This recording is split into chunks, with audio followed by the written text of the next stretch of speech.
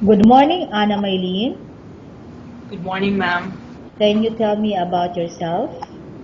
My name is Ana Maylin Lemente Valles. I'm 31 years old. I'm single and I have no child. Okay, I have few questions for you to answer, so let's start. Why do you want to work as a maid? I want to work as a maid because I want to help my family and to earn money, ma'am. Okay, why choose Malaysia when there's a lot of other country? I choose Malaysia because it is a good country and it's near the Philippines, ma'am. Okay, how are you qualified for this job? I am qualified for this job because I know how to take care of elderly people and those and do the housework, ma'am. Okay, may I know what is your educational level? I am a college undergraduate now. Okay, what is your recent experience?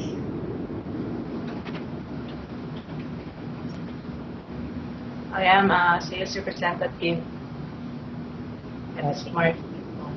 Okay, have you worked abroad before? No, ma'am. Do you have experience of taking care of baby? Yes, ma'am. Whose baby you taking care of? Yes, my niece and my nephews, ma'am. Okay. How about elderly people? Yes, ma'am. My grandmother, ma'am. Okay. How old is your grandmother? She's 85 years old, ma'am. Okay. Do you have any other special skills? Yes, ma'am. Like cooking, Mm-hmm. gardening, taking care of children, and general houseworks, ma'am. Okay. Are you willing to learn new skills? Yes, ma'am. Are you willing to work with a family where the mother-in-law or any relative stay together? Yes, ma'am. Currently, are you still working now? No, ma'am. Do you know how to cook? Yes, ma'am. What sort of food can you cook? Filipino and ma'am like adobo, sinigang. Okay. Are you aware that you will have to do washing, cleaning, ironing, and cooking? Yes, ma'am. From all the house chores, which do you like most?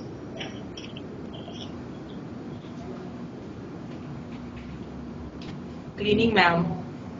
Okay. How much is the salary as a maid in Malaysia as you agreed and understand?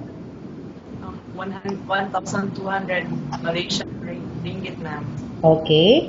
What is the two rules agency have fixed in Malaysia? No cell phone and no day off, ma'am. Okay. How many years is the contract as you agreed and understand? 2 years, ma'am. Can you describe for me your ethics? I'm responsible, hardworking, honest, ma'am.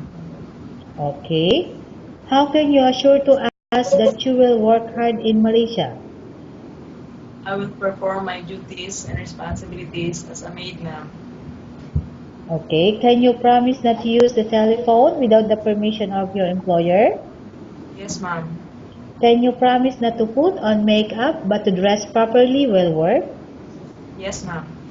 Can you promise not to invite friends and relatives without the consent of your employer? Yes, ma'am.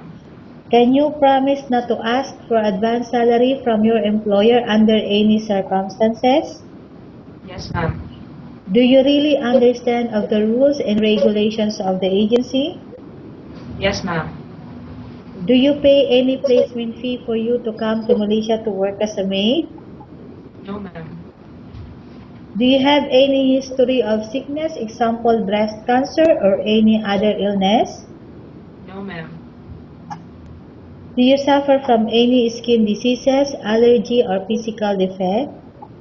No, ma'am.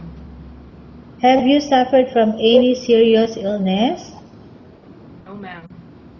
Have you undergone any operation? No, ma'am. Are you medically fit? Yes, ma'am. Are you on any medication? No, ma'am. Are you allergic with any food? No, ma'am. Okay, Anna Maylene. We have finished our question section. Let's go to case study. I have 2 case studies for you and I want you to answer me truthfully, okay? Okay, ma'am.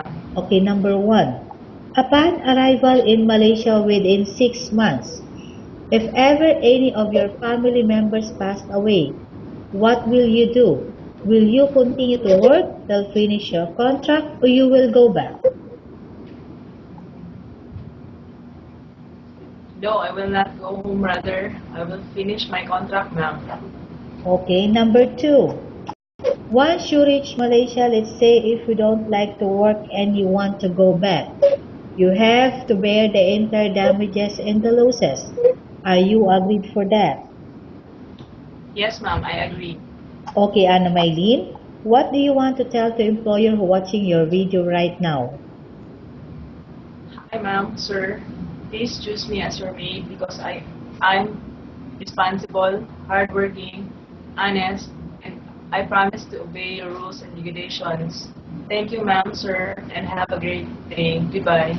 Okay, thank you very much, Anna Maylene. We will update your agency if there's any selection made with employer. Thank you, ma'am.